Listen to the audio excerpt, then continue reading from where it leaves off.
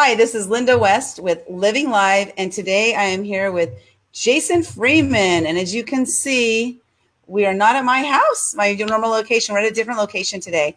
We're going to be talking about your imperfect best lifestyle. Like, what does that mean? We're going to hear from Jason what that means to him and how he's been putting himself out there to share with people what that means and how they too can live their best lifestyle imperfectly. Is that the better way to put it? Is that okay? Yeah. Sounds good. So today we're going to share with you a book that he's written called Awkwardly Awesome, and then talking about, his story, like how he got to where he is today. He's, gracing stages all over the place and just making a huge impact. So Jason, welcome to the show. And let's see, Sons is on. Hey, Sound. Sound is on. Okay. Yay. Awesome. Yay. So let's talk about first, before we even get started, let's talk about what's happened in this last 40 minutes. So first of all, I left my house to meet Jason here, and there was a lot of traffic. There were 2 accidents on the freeway, so I ended up showing up a little bit late. And then by the time I got here, my computer decided it was time to do its computer updates. And I was like, okay, stuff happens. Like, Jason, we'll start when we can. And then it was taking longer and longer and longer. And then I got it set up, and then it's like, this is terrible lighting. You couldn't even see us. So then we had to move to we're in shadow, yeah. Massive shadows. Yeah, exactly. Like, whoa, shadows. Whoa.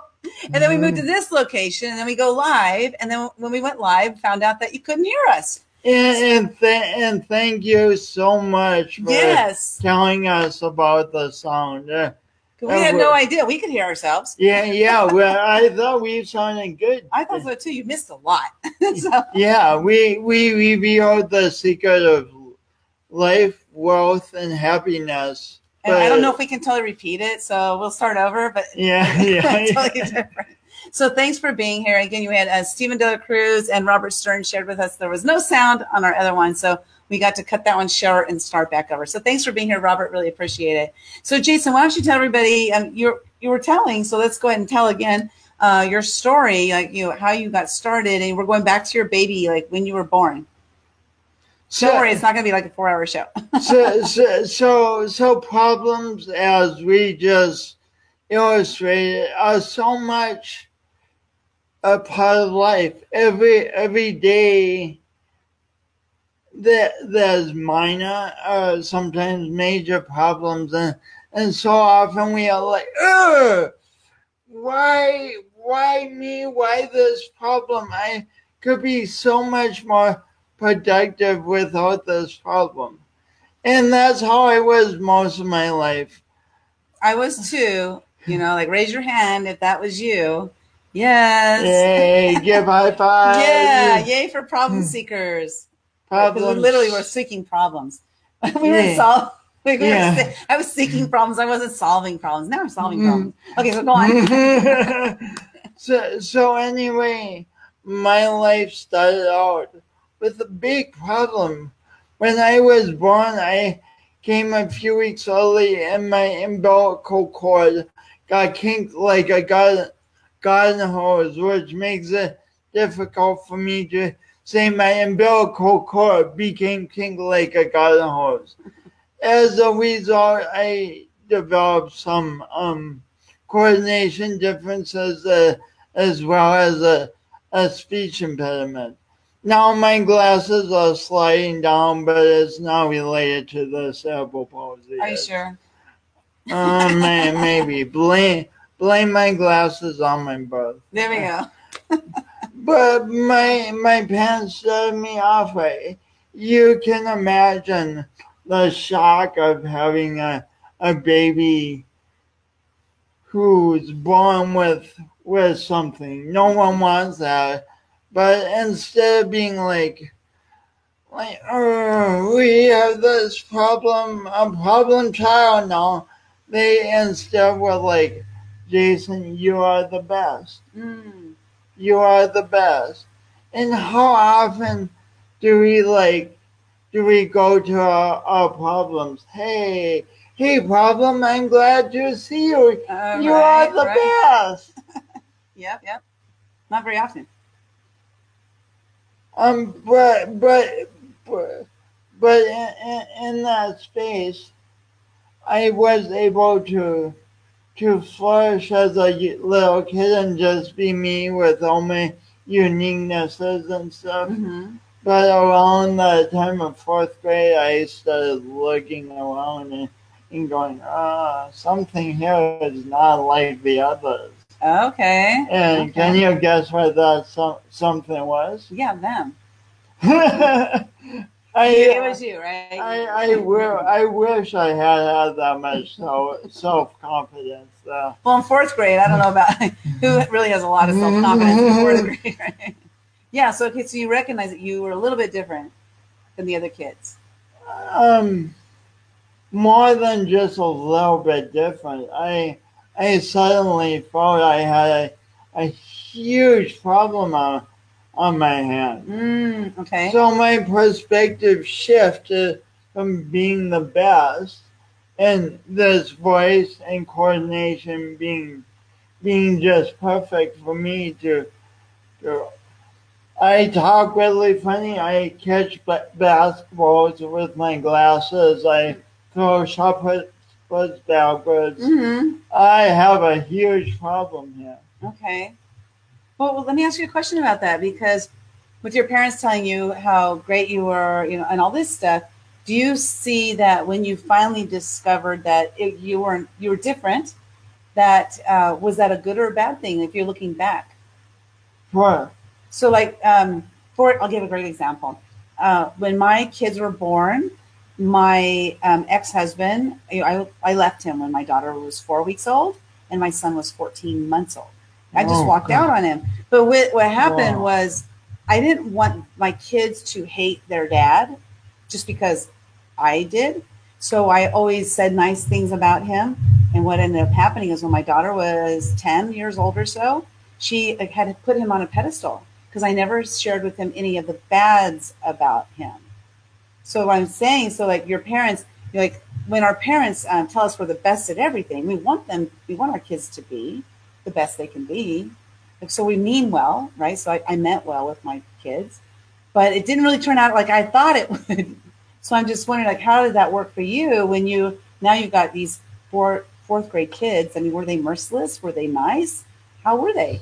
Oh my gosh, I'm glad you bring this up, because there was one bully who unrelentingly was at me morning, noon, and night. Mm-hmm. Can you imagine? No, I can't. So how did you deal with that?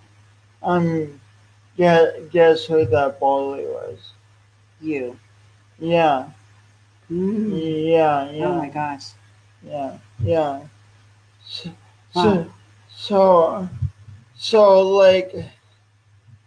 like you helped your kids see one perspective of the father, which is beautiful, and that was a true perspective. There's always more. There's always so many ways we can tell the story. And when my folks said I was the best, mm-hmm. they were absolutely right, because I'm the best me in the world. Yes. And you are the best you in the world. They were absolutely right. In fourth grade, I just started really in on comparing, on thinking I shouldn't have a problem.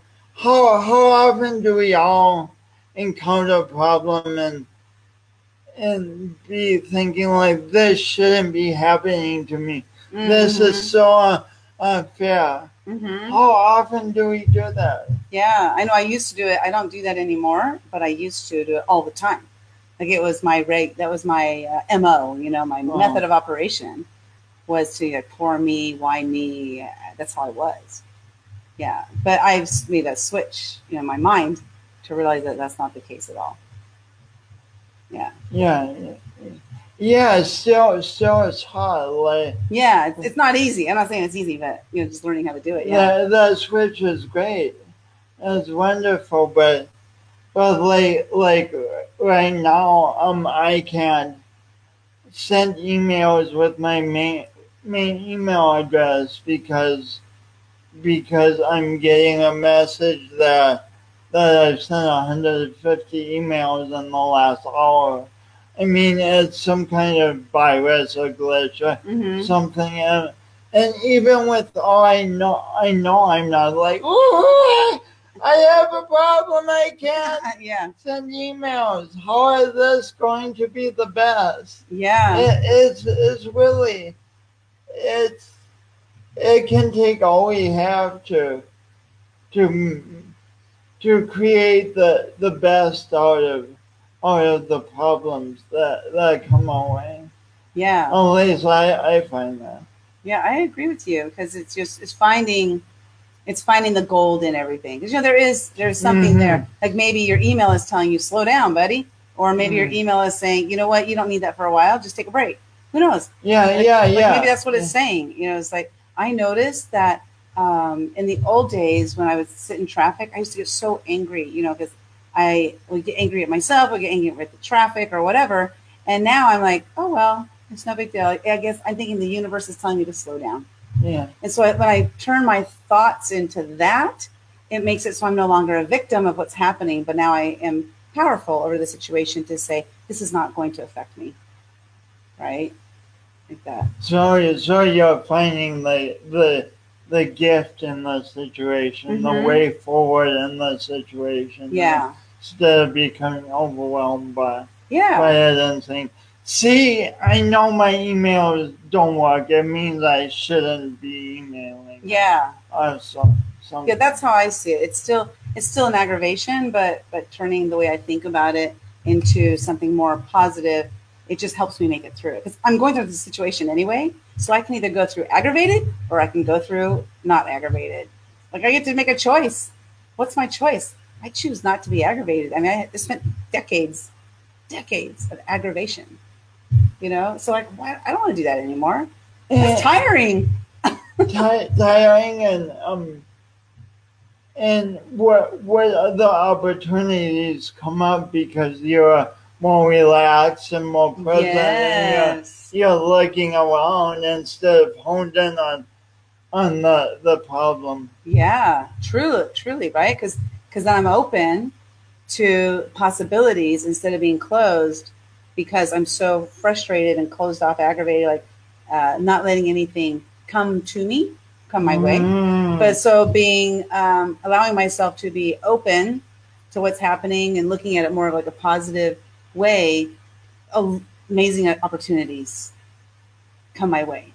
So why don't you share with us some of the amazing things you've been doing lately?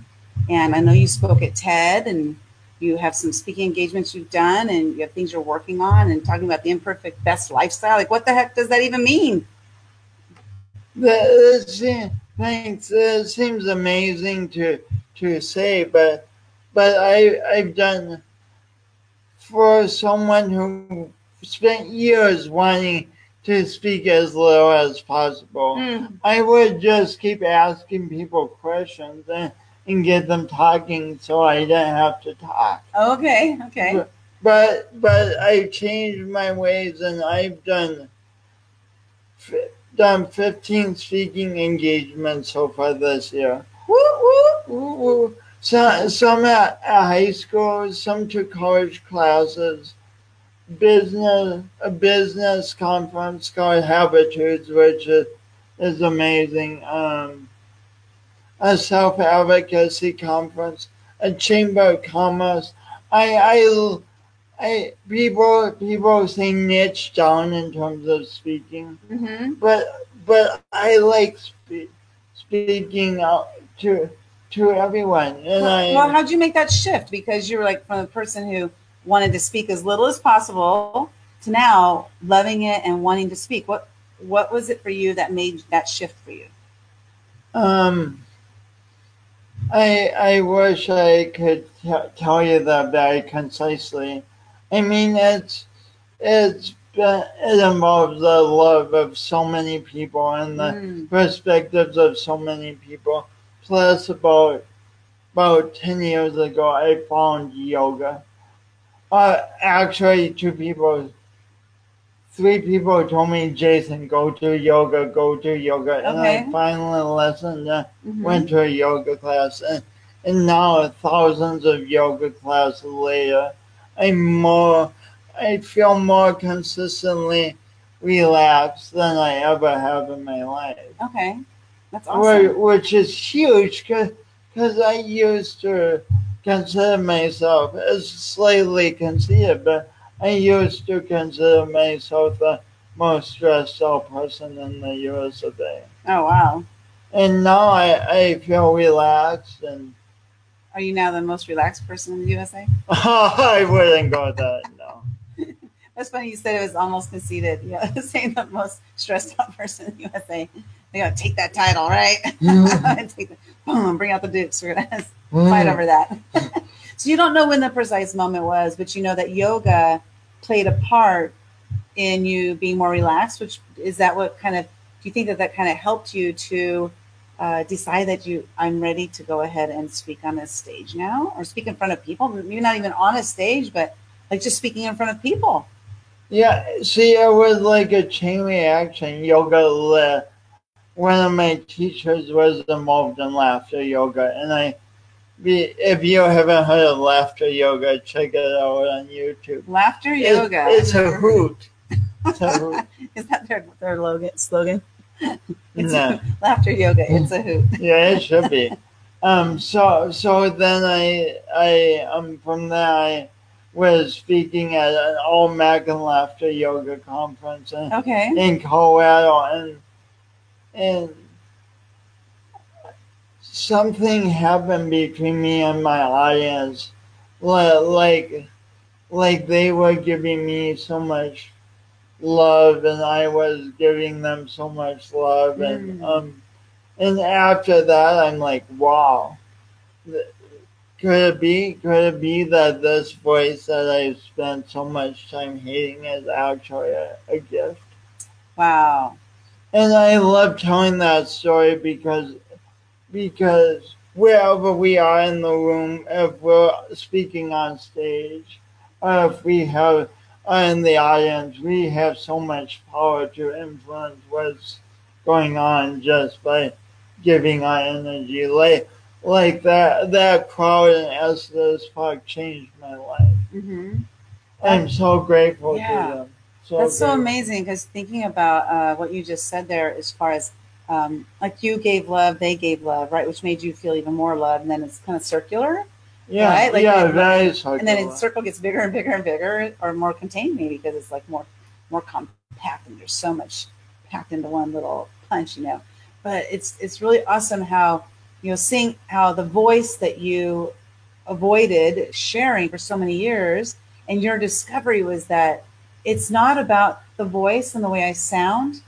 It's the words that actually come from my mouth that can impact the lives. It's the words that come from my mouth and the energy I'm displaying. Mm-hmm. When I was going around really, I don't like the thing and I'm angry about it.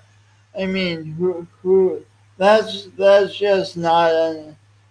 I mean, I empathize with the energy I have, but it's not an inspiring energy. And like you wouldn't have said, "Hey, Jason, come over and be on my show and be angry and downtrodden on my show," because that's what people want.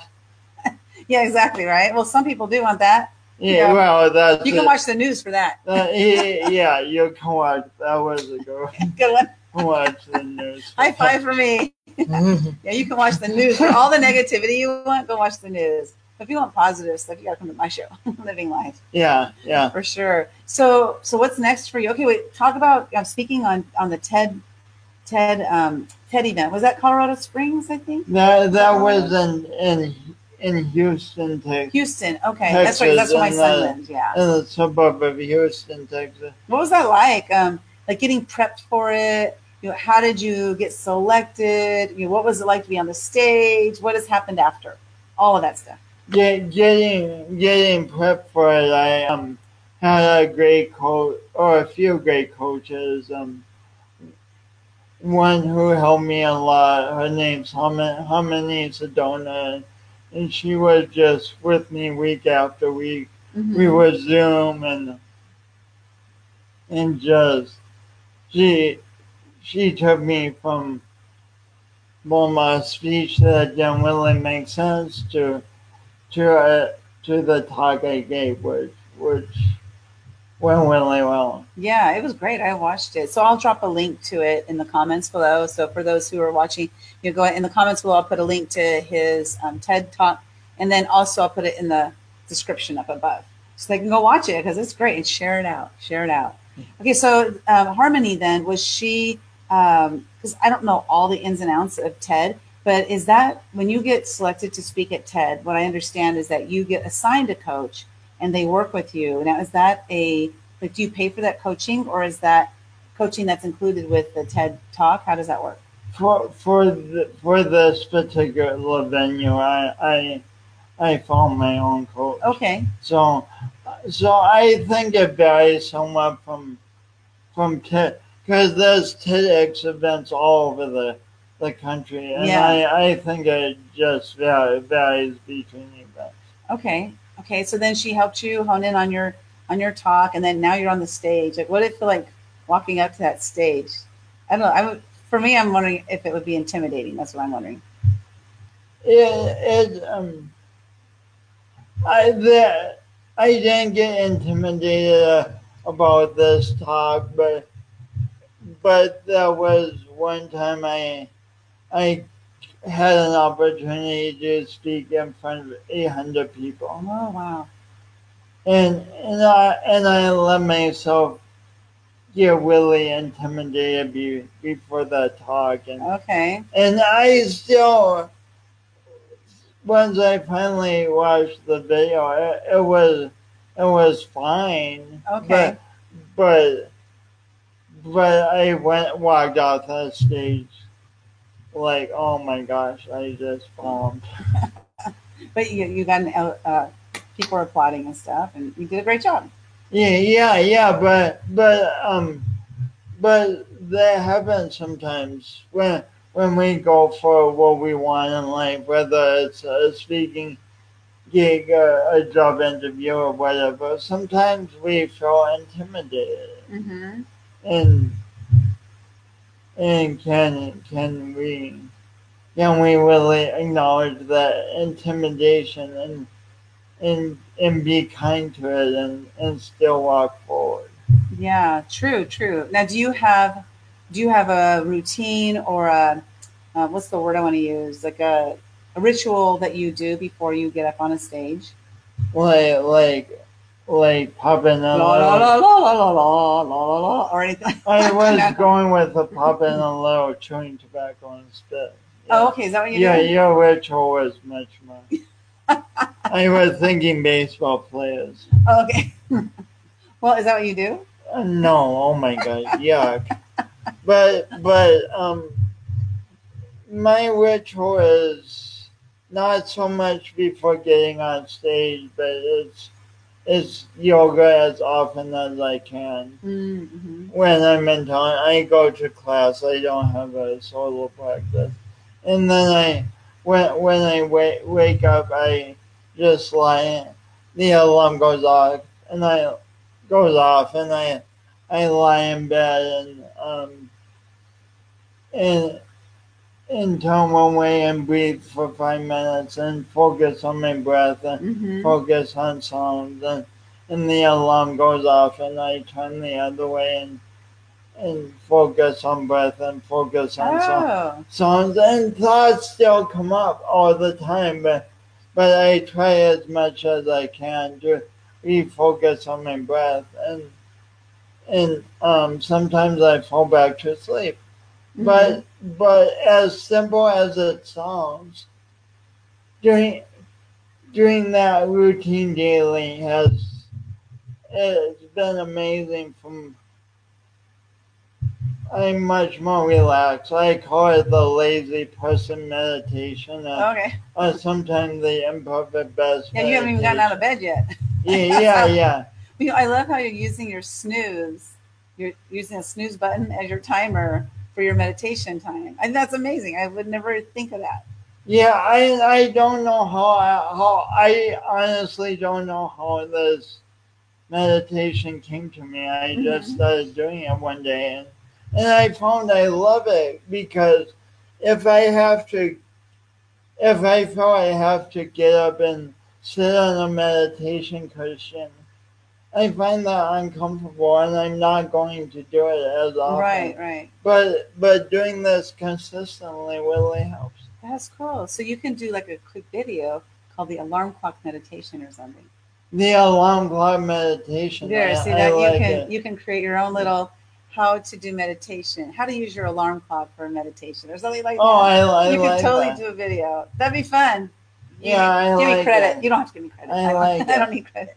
But no, I think that would be great. I like that idea because for me, the alarm clock represents the end of sleep. Because like I got to get up. My alarm clock goes off because I got to get up. But if I turn then the alarm clock into like a more of a moment of this is my opportunity to be able to like, sit or lay and be with myself and take that time to meditate, it would turn the alarm clock into a totally different personality, because right now it's a personality of wake up, right?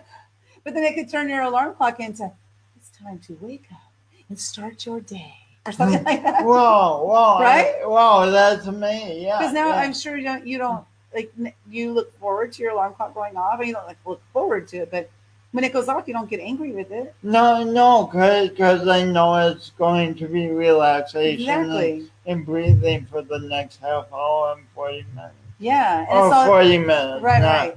So it's talking about like triggers, right? Things that trigger us. So whether it's trigger us in a good way or trigger us in a bad way. So when an alarm clock goes off, typically, my alarm clock goes off at 5 a.m. I'm not a morning person. Oh. So when my alarm clock goes off, I'm like, I got to get up. Because I'm not ready. Because I didn't go to bed early enough. My own fault. But then if I turn it into a happy trigger, like when the alarm clock goes off, I get something fun to do. Yeah, right? Yeah. Or like if the alarm clock goes off and you're getting ready to go to Disneyland, that's good. I'm glad the alarm clock went off. Alarm clock goes off and you're getting ready to go to work. That's not so good. You're like, I gotta go to work. so turn it into a positive. Yeah. So I never thought about this until this conversation. But the alarm clock going off is usually experienced as a problem. Yeah. Problem in turning that problem into a gift, which is kind of which is what you did, and not even like consciously doing that, right? Yeah. Because you automatically did it without even consciously like saying, oh, this is a problem, I'm going to turn it into a gift. No, you just did it, and it worked for you. That's amazing, and I didn't realize that until now. Oh, cool! Awesome, you're welcome. So you should try that. I think it's great. Now it would wake up my husband, and he'd be like, "Why does the alarm clock going off so many times? Maybe I can have him meditate too." I'm going to try that. Maybe you both can do it. Yeah, I think I'm going to try that. Of course, he'll probably already be up by the time I. Okay, so let's talk about imperfect best lifestyle. What does that mean? So actually, we've been talking about it the whole time since we've gotten on here. It means that we acknowledge the reality of what is like my voice sounds different. That's the reality of what it is. But and it could be considered an imperfection, like most anything could. But then once we acknowledge the reality of what it is and how we feel about it in the moment, the next question is how do we use this, what is, to create the best we can. Oh, I love that. That's so true. And like, who's to say? Because you said my voice sounds different, but who's to say your voice sounds different? Maybe my voice sounds different. Yeah. Right. So who's making the decision? Who's making the decision as to who is good, who is bad, who is right, who is wrong. Who's making that decision? Like with society, if you think about it, I'll use an example. There are a lot of women out there who wear a lot of makeup. There are a lot of women who don't wear any makeup. And there are a lot of women out there who try to do the natural. Like I try to go for more like the natural makeup. So who's to say whose is the right or the best? Well, the woman wearing a lot of makeup might look at a woman not wearing any makeup and say, that's not, they don't look very good, say all these kinds of things. A woman wearing no makeup might look at a woman wearing a lot of makeup and saying, that looks ridiculous. Why is she doing that? You know what I mean? So who's to decide who's right? It doesn't even matter. There is no right and wrong. Yeah, it's just about being. It's like if this woman wants to do that and this woman wants to do that, just let them be and let them be them. That's their imperfect best. And can you imagine if every woman in the world wore the same makeup? How boring would it be? Yeah, right? yeah. Yeah. So being when by allowing ourselves to be ourselves, we add variation to the world. Mm-hmm. Like companies are looking to innovate and find a very unique product for a marketplace. Right. But ironically, us as people, when we approach uniqueness in ourselves, so often we're like, no, I don't want to be unique. I don't want to be different. But that variation sometimes is the thing that can inspire our lives and inspire other people. Definitely. Yeah, it's interesting. I'm thinking back to maybe like junior high and high school, how I always wanted to be like those other girls, so I would get the same kinds of shorts, the same kind of shirt, wear the same hair, wear the same shoes, and just be as much like them so I could fit in, right? Yeah, so we strive during those years in our lives to fit in. A lot of us, I shouldn't say all, because I know not all people do, but we strive to fit in. And then now, as I get older, I'm striving to fit out. Like I don't want to fit in anymore. I don't want to fit. I want to just be me. And so if me happens to fit in, great. But if me doesn't, great. It doesn't matter, because I'm being me. And that's awesome, right? To be able to just be you and be happy with who you are. Because at fourth grade, you all of a sudden were like, I'm a bully to myself. Yeah. I'm a bully to myself because I this or I that. Why me this? Why me that? Or whatever. And why can't I fit in? I must be wrong. I must be bad. Yeah. I should be myself. Yeah. So when did you kind of make that mindset shift as to, not worrying so much again about like what people thought about you and realizing that you are perfect by being imperfect? It's been a gradual process. Like I relaxed somewhat in my 20s and early 30s, but it's really been in the last 10 years that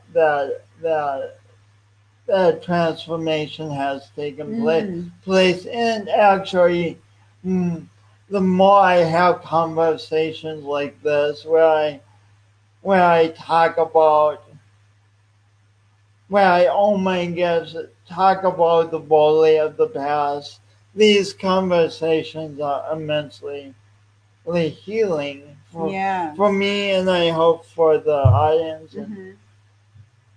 And speaking of our uniqueness, we've owned it enough that you read in a book. He carried my book. I don't even carry my own book. He carried my book here. Yeah, The Year of Fears, and then Awkwardly Awesome is up here.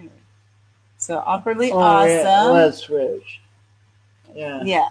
There we go. I don't like that book. I wrote this book. And it'd be bizarre if we just literally had written books with each other's pictures on the cover. That would be a little strange. It would be. Yeah. But awesome. Well, I'm gonna I'll put a link to your Awkwardly Awesome in the description as well as in the comments below. So you go and click on that link and, get his book. And I might as well put mine in there since you shared it here. The Year of Fears. I'll put a link to mine as well in the comments and in the description. Yeah. Your book is awesome. Oh, thank you. What I Tell me more. What I love is like a weird sentence, and I'm like thinking in my mind, wow, that's really true. That's what I really think. Instead, and it's like you're not glossing things up too. You're saying it like it is, and that's a real skill in this role where we try to gloss things up. So yeah. And when we gloss things up, we sometimes lose track of what our own reality is and what we really believe. Yeah. That's interesting you say that, because I used to be a people pleaser. I was a people pleaser for most of my life. And then just recently, I'd say maybe within the last year, I started to make this shift of that. It's not that I don't care what people think of me, but I don't let what they think of me affect me. So they can say all they want of me, because it doesn't matter for me, because I'm not going to let it penetrate. Right. So because I deflect it right back off. Like it doesn't affect the way I am. That's the energy. That's yes. Right. Just bounce it right off of me. And so in writing the book, there were some things that, like, there was one thing, I think you even mentioned it the other day. I said something about such and such, and it makes me want to hurl. Or does this ever make you want to hurl? And it's right. Is it on that page? What was interesting, though, is that is as I wrote that, Jason, I almost didn't want to put that in the book because I thought that might offend people. But then that was when I realized that I needed to put it in, because that's how I speak. Because, when I wrote my book, I actually spoke it out. I spoke out my book so that it would have my actual voice to it. And then, writing that was something I was fearful of, but I went ahead and put it in anyway. Okay, so here's the line. If you're at all like me, the thought of budgeting makes you want to hurl. Yeah. I can't say that word, so not very well. Hurl. Yeah. Yeah, but I mean, I read that and I'm like, that's true. And I often think, I should make a budget. Even you saying it makes me want to. Or something like that, but just to flat out acknowledge that right now, it makes me want to throw up. It's cathartic, and then can move forward from that point of honesty instead of pretending we feel a different way about budgeting. Right. And it's like sharing yourself in your book, like who you really are, honestly, just being honest with yourself, because it doesn't matter about being honest for them. It's about being honest and true to yourself and putting that out there.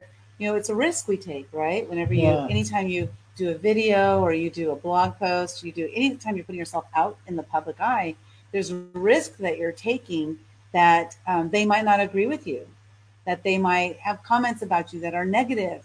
But it's a risk. Like for me, I'm willing to take that risk now, and I'm ready to step into it, not let it affect me. Just like I was saying, just don't let it affect me. Yeah. It sounds like that's what you're doing too. That's powerful. That's what you're doing too, though, right? It's powerful. Yeah. It's amazing. It's amazing. So who out there wants to get themselves out there and speak and share your imperfect best. So as long as you're being your best, that's all you can ask of anybody. There's a lot of us who, grew up in environments where our best wasn't good enough. But you know what? I'm telling you what, your best is good enough, because this is about you living your life to be the best person that you can be, not the best person that someone else thinks you should be. Yeah, that's good. Yeah. Okay, that's writer downer. Yeah, it is. Lately I've been saying some things that, like, when they come out, I'm like, oh my God, that was good. I got to make a meme out of that, Because it's fun to make those memes. Those are a lot of fun. So what do you want to end the show with? Or, share with our audience, like what's something you really want to share with them and make sure that they walk away with some really great value about their imperfect best lifestyle? So I want to just remember, I mean, problems are going to come up each day, big ones, small ones, and reflexively we go, oh my gosh, another problem that shouldn't be. But next, oh yeah, They're up there. I'm looking at the computer. Okay, yeah, tell them. Yeah, if I've been looking down the whole time, that's but problems are going to come up. The part of life. So next time one comes up, first of all, acknowledge your feelings towards it. In the moment, are you frustrated? Are you angry? Are you overwhelmed? Do you feel guilty? Whatever. Then be like, huh. So this is what I've got. So what's my next move? Do I try to figure it out myself? Do I ask for help? And the very important question is, how can I move forward with my life and see opportunities even though there's problems in my life? Because our problems do not need to ruin our day. They're just something that's in life. So how can I stay present to other opportunities while I'm dealing with this? And for extra credit, how can I make this problem into a gift? So acknowledge it, and then ask like how I can resolve it. By, do I get help, or do I figure it out myself? And then the bonus point was, how can I turn it into a gift? Yeah. Awesome. I love that. Well, Jason, thank you so much. And let's see, you can find Jason. Let me put it on the screen here at jasonwfreeman.com, and go check him out. And again, I'll put a link to his book, jasonwfreeman.com, right? Yeah. jasonwfreeman.com. I'll put a link to his book, Awkwardly Awesome, in the comments as well as up in the description. Go check it out. Absolutely amazing. I really love his book. It's just like a fun, the way he explains things is really always, just fun and funny. Fun and funny at the same time. Yeah. Awesome. Yeah. So you guys have a great day. This is Linda West with Living Live. And hey, Jason, why don't you down on this? Yeah, look up here. Yeah. Okay, so now tell everybody why you love me. This is my new thing. I love you, Linda, because you're just very inspiring. In a few years, you've gone from working a job that was no longer fulfilling and being really not having fun with that to surrounding yourself. They say surround yourself with amazing people, and you've taken that to heart. Yeah, to extreme, right? Yeah. I won't go into details, but we're in this big house right now, not because either of us own it, but because Linda is very connected to amazing people, and that's a phenomenal gift to be able to authentically connect and show people you love them, instead of being like, oh my gosh, you're a famous person. I'm going to act really strangely towards you, so you a famous person get nervous and don't want to talk to me because I'm acting strangely towards you. But that's a good point. You somehow really understand how to be kind to people and treat people, whoever they are, as people, and show them respect, but not not go over the tie. Yeah, I've had my moments. It's an art form.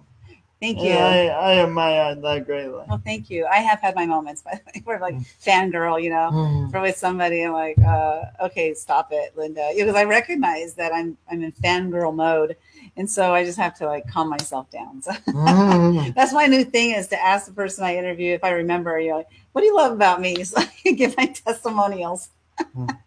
Smart. Yeah, really smart. Hey, you got to do what you got to do. Okay, so this is Linda West with Living Live with Jason Freeman of jasonwfreeman.com. And laying down. No, look up there. Gosh. They're always going to be up there. And you guys have a great day, and make sure you live your life awkwardly awesome. And that you embrace your imperfect best. Yes, your imperfect best. I love it.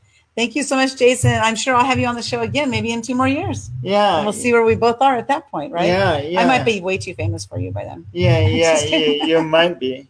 I might be. Or this might be your house by then. Oh, yeah, maybe. I mean, one of these. Well, you know, actually somebody the other day said to me, you're the most famous, unfamous person I know. And I thought that's so funny because I'm out there a lot, but I'm not famous, you know, like infamous, like to the world, right? I mean, I'm on the internet, and yeah. So I thought that was funny. I just thought that was funny. Something to chuckle at, you know. Yeah. I'm shooting for the other, though. Yeah. Me too. I think it's less pressure this way, though. Yeah. You know, yeah. I don't want paparazzi following me around. I just want paparazzi following me around. Yeah. Okay, let's go, Jason. Okay, we'll see you guys later. Have a great day, and see you soon. Bye-bye now. Bye.